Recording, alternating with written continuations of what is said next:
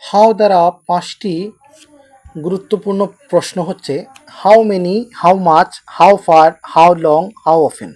মানে কি? How many কত, হাউ মাচ এটাও কত, একটা countable. How many, how many এটা কাউন্টেবল, গণনা করা যায়। হাউ মেনি, হাউ মাচ এটা গণনা করা যায় না।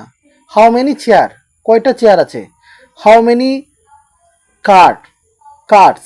হাউ মেনি ট্রিজ, কয়টা, যেটা গণনা করা যায়। হাউ মেনি, হাউ মাচ যেটা গণনা করা যায় না, যেমন চিনি, লবণ, কফি, চায়ের পাতা, এটা গণনা করা যায় না, এটা পরিমাপ করা হয়।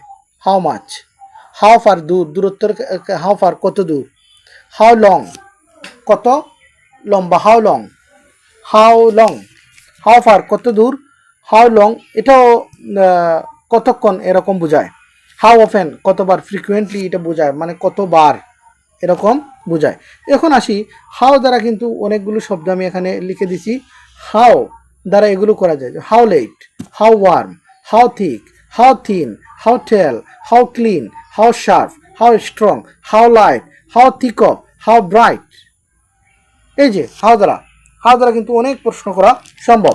হাউ স্মুথ, কতটুকু স্মুথ, আমরা বলি না এটা স্মুথ কতটুকু, শার্প কতটুকু, ক্লোজ কতটুকু।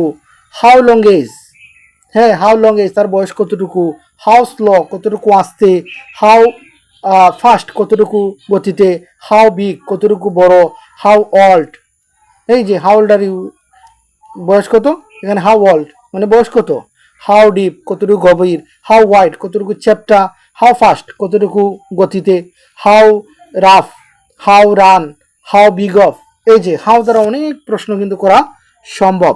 আপনি যদি বুঝতে পারেন তাহলে পাঁচটা শব্দ আমার মতে, আমার দৃষ্টিকোণ থেকে এই পাঁচটি শব্দ, মধ্যখানের যে পাঁচটা শব্দ how many, how much, how far, how long, how often, এই পাঁচটা হচ্ছে significant, means most important, I mean significant.